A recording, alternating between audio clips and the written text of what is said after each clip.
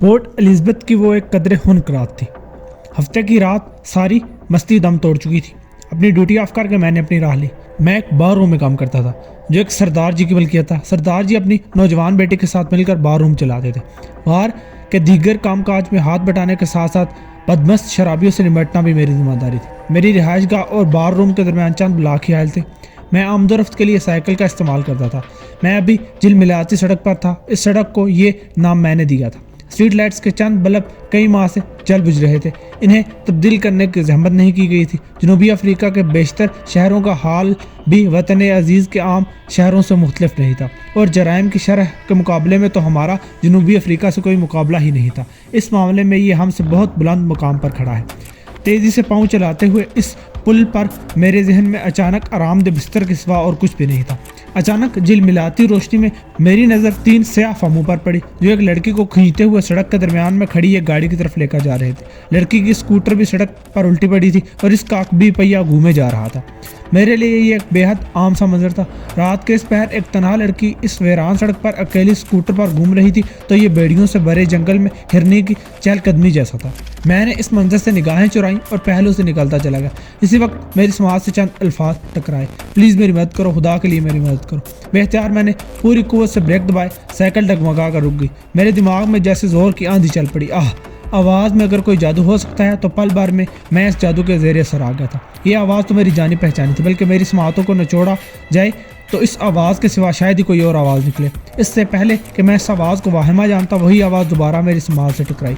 इस आवाज़ को तो मैं लाखों आवाज़ों में पहचान सकता था। ये आवाज़ तहजीब की थी जो दर्दनाक अंदाज में मदद के लिए पुकार रही थी। मैं साइकिल फेंक कर बेख्तियार मुड़ा। एक स्याह फार्म ड्राइविंग सीट पर बैठ चुका था जबकि 2 लड़की को अपनी नशिस्त में ठूंसने की कोशिश कर रहे थे। मेरी तमाम तर हिस्सियात इस पल आंखों में सिमट आई। मेरे लिए इस लड़की के अलावा जैसे हर मंजर धुंधला कर रह गया था। स्ट्रीट लाइट की रोशनी में मैंने वाज़े तौर पर देखा स्किन टाइट जीन्स और पूरी आस्तीनों वाली शर्ट में मलबूस बेहद घने बालों वाली वो एक सांवली सलोनी सी लड़की थी। बाल बिखरे हुए थे। मेरे सीने में जैसे धुआं सा भर गया। वो लड़की तहजीब नहीं थी। मेरी समात ने मुझे नाकाबिले यकीन धोखा दिया था। इससे पहले कि मैं पलट जाता लड़की ने मुझे देख लिया। 2 हट्टे कट्टे स्याह फामों की गिरफ्त में वो पूरी कुव्वत से मछली और सीने की भरपूर कुव्वत से मदद के लिए चिल्लाई और बाजू गाड़ी की छत पर टिका दिए। अगले ही पल एक स्याह फाम ने वहशियाना कुव्वत से इसके बाजू खींचे और सर पर हाथ के दबाव से इसे नीचे झुका दिया। मैंने हैरत से आंखें झपकी। या खुदा, ये क्या माजरा था। वो लड़की हरगिज़ तहजीब नहीं थी, मगर आवाज़ वही, लहजा वही। मैं दोबारा से इस आवाज़ के शहर में डूब गया। दरमियानी फासला मैंने जैसे पलक झपकने में तय कर लिया। सुफ टी शर्ट वाले शहतीर जैसे बाजू को मैंने पकड़कर जोरदार झटका दिया। वो पुश्त के बल पीछे जा गिरा। दूसरे ने हैरत अंगेज मंजर देखा तो लहजे भर को शशदर रह गया। अगले पल इसने लड़की को छोड़कर मेरे गिरबान पर हाथ डाल दिया। ये हरकत इसे भारी पड़ी। मैंने इसकी कोहनी के जोड़ के ऊपरी हिस्से पर ज़रब लगाई। बाजू के साथ साथ वो भी हम हो गया। मेरे सर की एक जोरदार टक्कर ने यकीनन इसके 14 तबक रोशन कर दिए। एक चीख के साथ ही इसने दोनों हाथ मुंह पर रख दिए। ड्राइविंग सीट वाला गालियां बकता हुआ नीचे उतरा। इसके इस्तकबाल से पहले मैंने टक्कर खाने वाले को कंधे पर लाद कर पुश्त के बल गिरने वाले पर उछाल दिया जो अब खड़ा हो गया था। इस दफ़ा दोनों ज़मीन बोस हो गए। ड्राइविंग सीट वाला जैसे ही नीचे उतरा मैंने पाँव की जमी तुली हुई ज़रब इसकी टांगों के दरमियान लगाई। इस दफ़ा इसके मुंह से बाकायदा गटर उबल पड़ा। वो टांगों के दरमियान दोनों हाथ दबाए नाचने लगा। सीने पर पाँव की ज़ोरदार ज़रब वसूल करते ही इसने नाचना छोड़ दिया और हवा में उड़ता हुआ स्ट्रीट लाइट के पोल से जा टकराया। जारे मगलूब हो चुके थे। ये महज चंद सेकंड में वकूफ़ पज़ीर हुआ था। एक दूसरे के ऊपर लदे स्याह फामों ने उठने में देर न लगाई। मैं हैरान था कि उन्होंने अभी तक हथियार क्यों ना निकाले। मैं इसके लिए तैयार था। चेहरे पर टक्कर खाने वाले के मुंह और नाक से खून बह निकला था और चेहरे पर सूजन आना शुरू हो गई थी। वो एक खून आशाम दरिंदे के माने नजर आ रहा था। दूसरे का चेहरा तैश के सबब बिगड़ गया था। दोनों घेरने के से अंदाज में दरमियानी फासला रख कर मेरी तरफ बढ़े। मैंने खलंडरे अंदाज में इन्हें एक फश इशारा करके हमले के लिए उकसाया। इससे पहले कि दोनों जज्बात से मगलूब हो जाते खामोश फिजा यके बाद दीगरे गोलियां चलने की आवाज़ से गूंजी। हमले की घर से आगे बढ़ने वाले दोनों स्याह फाम अपने कदमों पर उछले और फिर भाग खड़े हुए। पोल से टकराने वाला भी उठकर भाग खड़ा हुआ। मैं बेहतियार घुमा। चंद लम्हों के लिए मैं जिस लड़की को यकसर फरामोश कर बैठा था वो गाड़ी का अगला दरवाज़ा खोलकर नीचे उतर रही थी। इसके नाजुक हाथ में एक बड़ा सा पिस्टल किसी तोप के मानंद लग रहा था। بعد ازاں معلوم ہوا کہ اس نے ڈیش بورڈ میں رکھے حملہ آوروں کے ہتھیار میں سے ایک نکال کر بڑی مہارت سے استعمال کیا تھا۔ وہ تیزی سے لپک کر میری طرف آئی، اس کی بڑی بڑی آنکھوں میں تشکر نمایا تھا۔ وہ ہیجانی انداز میں بولی، تم انڈین ہو؟ میں کیا جواب دیتا؟ آنکھیں بند ہوئیں تو جیسے تہذیب میرے مقابل کھڑی تھی۔ میری خاموشی کو اس نے کچھ نہ سمجھا اور انگریزی میں اپنا سوال دہرا دیا۔ میں نے نفی میں سر ہلا کر کہا اور وہ مشکل سے زبان کو جنبش دی، نہیں میں پاکستان سے ہوں۔ اس نے اردو سن کر الجھی ہوئی نظروں سے میری طرف دیکھا، غالباً سوچ رہی تھی کہ بندہ عجیب ہے۔ اردو میں کیے گئے سوال کا جواب نہیں دیا اور انگریزی میں دہرائے اسی سوال کا جواب اردو میں آیا ہے۔ الجھن کو جھٹک کر وہ بولی، یہاں سے نکلنا ہوگا۔ گولیوں کی آواز پیٹرولنگ پولیس کو کھینچ کر اس طرف لا رہی ہوگی۔ پسٹل بدستور اس کے ہاتھ میں تھا۔ یہ کہہ کر وہ اپنے اسکوٹر کی طرف متوجہ ہوئی، پلیز اسے سیدھا کرنے میں میری مدد کرو۔ میں کوشش کے باوجود اس کے آواز کے سحر سے نکل نہیں پا رہا تھا۔ ایک معمول کی مانند میں نے اسکوٹر سیدھا کرتے ہوئے کہا، میرے خیال میں تمہیں رک کر پیٹرولنگ پولیس کی مدد لینی چاہیے۔ اس نے الجھے ہوئے بالوں میں انگلیاں چلائی، نہیں میں ایک گمبھیر مسئلے کا شکار ہوں، پولیس کی مدد نہیں لے پاؤں گی۔ اسکوٹر سیدھا ہوا تو اس کی حالت دیکھ کر وہ جھنجھلا گئی۔ عقبی مڈ گارڈ ٹیڑھا ہو کر پہیے کے ساتھ لگ گیا تھا، غالباً اسے عقب سے ٹکر مار کر روکا گیا تھا۔ لہذا بار کے لیے وہ بے چین روح کے معنی نظر آئی۔ پھر اس نے آنکھیں مجھ پر ٹکا دی، کیا باقی ماندہ رات کے لیے تم مجھے پناہ دے سکتے ہو؟ پلیز انکار مت کرنا، پہلے بھی تم ناقابل یقین انداز میں میری مدد کر چکے ہو۔ میری زبان کنگ ہو گئی، یا خدا یہ کیسے ممکن تھا؟ وہی آواز، وہی لہجہ، وہی بات کرنے کا انداز، چہرے کی مشابہت تو اکثر دیکھی تھی مگر ایک جیسی آواز اور لہجہ پہلی دفعہ میرے علم میں آیا تھا۔ میری خاموشی کو اس نے تذبذب جانا، پسٹل پھینک کر اس نے میرے ہاتھ تھام لیے۔ مجھے یقین ہے کہ تم انکار نہیں کرو گے۔ وہ میرے اتنے قریب آ گئی کہ اس کے بالوں سے امڑتی ہوئی خوشبو اور وجود میں تمازت میں محسوس کر رہا تھا۔ اس کے ہاتھوں کا لمس تہذیب سے جدا تھا مگر ہتھیلیوں کی نم سی گرمی یکساں تھی۔ اس نے مزید کہا، یہ بھیڑیے اتنی آسانی سے جان چھوڑنے والے نہیں، یقیناً یہاں سے مار کھانے کے بعد یہ لوگ میرے فلیٹ کے پاس گھات لگائیں گے۔ خدا کے لیے آج کی باقی رات کے لیے مجھے پناہ دے دو، میں صبح ہوتے ہی نکل جاؤں گی۔ میرے ہاتھ چھوڑ کر اس نے باقاعدہ میرے سامنے ہاتھ باندھ دی۔ اس پر وہ بے چارگی کی تصویر نظر آنے لگی۔ ان کالوں کا تمہارے ساتھ کیا معاملہ ہے؟ یہ لمبی کہانی ہے، آرام سے بیٹھ کر سناؤں گی۔ میں نے طویل سانس لیا، خود کو چند گھنٹے مزید دھوکہ دینے کو جی میں چل اٹھا، ٹھیک ہے آ جاؤ میرے ساتھ۔ وہ بچوں کے مانند خوش ہوگی، اسکوٹر کے پاس ہی گرا ہوا اپنا ہینڈ بیگ اٹھایا کر وہ جانے کے لیے تیار تھی۔ عام لوگوں کی طرح میں نے بھی اپنی سائیکل کی سیٹ کے عقب میں ایک بڑا سا کیریئر نصب کرایا ہوا تھا۔ ہفتے بھر کا راشن اسی کیریئر پر باندھ کر لے کر آتا تھا۔ اس پر ایک درمیانے سائز کا بیگ آسانی کے ساتھ باندھا جا سکتا تھا۔ میں نے سائیکل سیدھی کی تو وہ چکرا کر کیریئر پر بیٹھ گئی۔ توازن کے لیے اس نے میری کمر تھام لی۔ میں نے سائیکل آگے بڑھا دی۔ عقب سے اس کی آواز ابھری، تمہارا نام کیا ہے؟ وجود میں میٹھی سی کسک نے سر اٹھایا، لگا تہذیب سے دوبارہ تعارف ہونے جا رہا ہے۔ ویران اور جھلملاتی سڑک پر دل کی دھڑکن بڑھ گئی تھی، بے اختیار زبان پھسل گئی۔ بندے کو وقاص کیا کہتے ہیں؟ وہ ہنسی، واہ شاعرانہ انداز۔ شرمندگی کے احساس کے ساتھ میں خاموش رہا۔ یونیورسٹی میں زرعون کے تخلص کے ساتھ معروف تھا، سر پر شاعری کا بوجھ سوار تھا اور یونیورسٹی کی حد تک معروف بھی تھا۔ میرے لفظوں سے متاثر ہو کر جب تہذیب میرے قریب آئی تو میں نے اس انداز میں اپنا تعارف کروایا تھا۔ جواب میں وہ بھی ہنسی اور کہا تھا، زرعون آپ پر بالکل بھی سوٹ نہیں کرتا، آپ نا شاہ کو بطور تخلص آزمائے۔ میں نے اس کی چمکیلی آنکھوں میں جا کر وہاں مجھے اپنا عکس دکھائی دی۔ اس کے 2 دن بعد میرا نیا قطع زبان ددیام تھا۔ اس سے پہلے میری آنکھیں خواب سب بے رنگ تھے، پھر مجھ میں سما گئے اس کے آنچل میں جتنے رنگ تھے۔ سمجھا کہ تیرے شہر کے لوگ پذیرائی کو آئے شاہ، دور سے نظر آئے تھے جو پھول وہ خوشنما سنگ تھے۔ اس کے بعد چند دن پہلے یوحنا آباد سے آنے والی وہ لڑکی جیبی سے نظر آنے لگی۔ ہماری نگاہیں ملتی تھی اور اس کے چہرے پر رنگ بکھر جاتے تھے۔ یہ منظر اتنی محویت سے میں دیکھتا تھا کہ دیکھنے والے جو قیامت کی نظر بھی نہیں رکھتے تھے واقف حال ہو جاتے تھے۔ اس کے بعد یہ بات راز نہیں رہی کہ میں نے تخلص کیوں تبدیل کیا ہے۔ میں لحظہ بھر کو جیسے پورٹ الزبتھ کے بے مہر شہر سے غائب ہو کر ماضی میں اپنے یونیورسٹی کے ماحول میں پہنچ گیا تھا، مگر میری ہمسفر کی جادوئی آواز مجھے واپس کھینچ لائی۔ کیا تم پروفیشنل فائٹر ہو؟ میں نے پلکیں جھپکی اور آخری لمحے پر سڑک کے کنارے کھڑی گاڑی سے ہینڈل کو موٹر سائیکل کو ٹکرانے سے بچایا تھا۔ اس بات کو اس نے بھی محسوس کر لیا، شاید تم میری وجہ سے ذہنی دباؤ کا شکار ہو رہے ہو، ایسا ہے تو میں یہیں سے اپنی راہ لے لیتی ہوں، میرے ساتھ جو ہوگا دیکھا جائے گا۔ میں نے جلدی سے کہا، نہیں ایسی بات نہیں۔ کچھ اور سوچتے ہوئے دماغ غائب ہو گیا تھا، اسی سبب گاڑی نظر نہیں ہے۔ وہ ایک دفعہ پھر ہنسی، خوب مزاج شاعرانہ اور انداز جارحانہ۔ اپنی حفت مٹانے کے لیے میں بھی دھیرے سے اس کی ہنسی میں شریک ہوا۔ بلاش ہوا وہ ایک ذہین لڑکی تھی، اس نے محض ایک جملے میں میری ساری زندگی کا خلاصہ بیان کر دیا تھا۔ اس نے دوبارہ پوچھا، کیا تم پروفیشنل فائٹر ہو؟ ایک طرح سے کہہ بھی سکتی ہو، ایک بار میں جز وقتی باکسر کے فرائض بھی سر انجام دیتا ہوں۔ ویسے نوجوانی کا بیشتر حصہ مار کٹائی میں گزارا ہے، اس سبب تھوڑے بہت ہاتھ چلا لیتا ہوں۔ پھر افریقہ میں بہت سا مشکل وقت گزارا ہے، سچ پوچھو تو صحیح معنوں میں لڑنا اس مشکل وقت میں اپنے ایک تھائی روم میٹ سے سیکھا تھا۔ تم یقیناً انکساری سے کام لے رہے ہو، ورنہ جن مسٹنڈوں کی تم نے اکیلے ٹھکائی لگائی ہے ان میں سے ایک بھی کئی پر باری ہے۔ اس دوران میں ہم میرے ڈڑبا سائز کے اپارٹمنٹ والی بلڈنگ کے مرکزی دروازے تک پہنچ گئے۔ صلاح دار فولادی گیٹ کے دوسری طرف نائٹ واچ مین جوزف موجود تھا۔ اس کی عمر 60 کے قریب تھی مگر خوب مستعد تھا۔ گیٹ کھولتے ہی اس نے آنکھیں پھاڑ پھاڑ کر میرے ساتھ آنے والی لڑکی کو غور سے دیکھا، پھر بولا، مجھے اپنی آنکھوں پر یقین نہیں آ رہا۔ میں بخوبی سمجھ رہا تھا کہ وہ کس لیے یہ بات کر رہا ہے۔ میں نے کہا تمہاری آنکھوں کو اب علاج کی ضرورت ہے۔ جوزف نے سنی انسنی کرتے ہوئے کہا ایک سال میں پہلی دفعہ تمہارے ساتھ کوئی لڑکی دیکھ کر مجھے خوشی ہو رہی ہے، تم نارمل زندگی کی طرف آ رہے ہو، میری نیک خواہشات تمہارے لیے۔ میں نے کہا جو تم سمجھ رہے ہو ویسا ہرگز نہیں، یہ صرف مہمان ہے۔ جوزف مانی خیز انداز میں مسکرائے، اس میں شرمانے والی کون سی بات ہے؟ زندگی اور جوانی سے لطف اندوز نہ ہونا بے وقوفی ہے۔ میرا اپنا سر پیٹنے کو دل چاہا، مزید صفائی دینا فضول تھا۔ لڑکی کو میں نے اپنے ساتھ آنے کا اشارہ کیا۔ سیڑھیاں چڑھتے ہوئے لڑکی بولی واچ مین کی گفتگو سے جو میں نے اندازہ لگایا وہ ناقابل یقین ہے، کیا واقعی تمہاری زندگی میں کوئی لڑکی نہیں؟ اس کی آواز میرے جذبات کو اتھل پتھل کر رہی تھی۔ میں اسے کیا بتاتا کہ اس کی آواز اور لہجہ جس لڑکی سے صرف مماثلت ہی نہیں رکھتا بلکہ ہو بہو اسی جیسا ملتا ہے، وہ لڑکی میری زندگی میں آئی تھی۔ اس کے بعد جو آیا اسے ہر دروازہ بند ملا، سینے کی گہرائیوں میں سے ایک دلدوز آہ بلند ہوئی اور اس نے وہیں کہیں دم بھی توڑ دیا۔ میں نے لہجے کو عام سا رکھتے ہوئے کہا کچھ ایسا ہی ہے، ویسے تم نے اپنا نام نہیں بتایا۔ وہ تیزی سے ایک سیڑھی چڑھ کر میرے سامنے آ گئی، مجھے اپنے قدم روکنے پڑے۔ میری آنکھوں میں جھانکتے ہوئے وہ بے باکی سے بولی جند کور کو اب لوگ جیسے کے نام سے جانتے ہیں۔ میں نے اس کی آنکھوں سے عیاں دعوت سے نگاہ چرائی جیسی زبان پر چڑھتا ہے، ساتھ ہی میں پہلو کاٹ کر آگے بڑھا۔ اس عمارت کی دیواریں بہت پتلی ہیں، میں کسی بدمست شرابی کی گالیاں سننے کا موڈ میں نہیں ہوں، آ جاؤ۔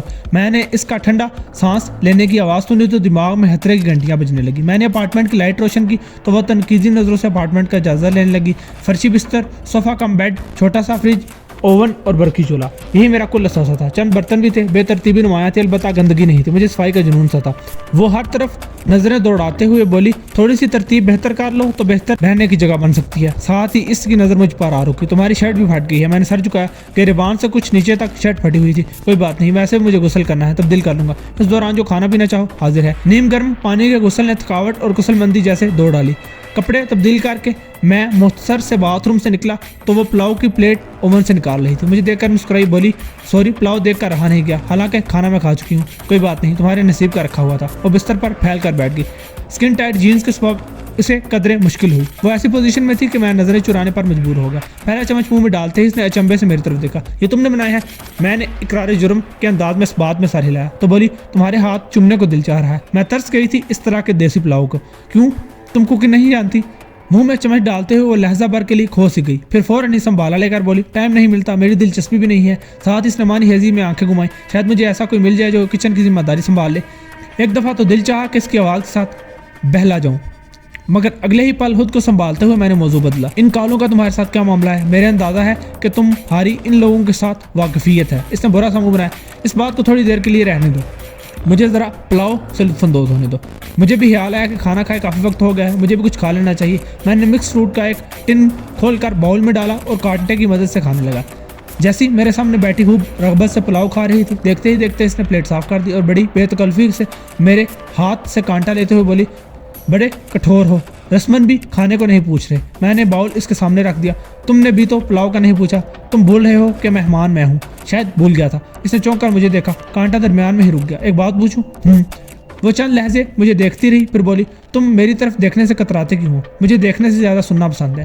اس نے ایک دفعہ پھر ٹھنڈا سانس لیا، تم عجیب سے ہو، مگر نہ جانے کیا کیمسٹری ہے، دل تمہاری طرف کھینچتا ہے، مگر ہمیں ملے ہوئے شاید پورے 2 گھنٹے بھی نہیں ہوئے، برسوں کا ایسا تعلق محسوس ہوتا ہے۔ مجھے صبح چلے جانا ہے، مگر میں ساری زندگی تمہیں یاد رکھوں گی۔ اس کے لہجے میں سچائی کا گداز تھا، میرا دل پگھلنے لگا۔ میں نے اس کی آنکھوں میں جھانکا، ضروری تو نہیں کہ ہماری دوبارہ ملاقات نہ ہو، ہم دوستوں کی طرح مل سکتے ہیں اور ممکن ہے تمہیں میری مدد کی ضرورت بھی پڑ جائے۔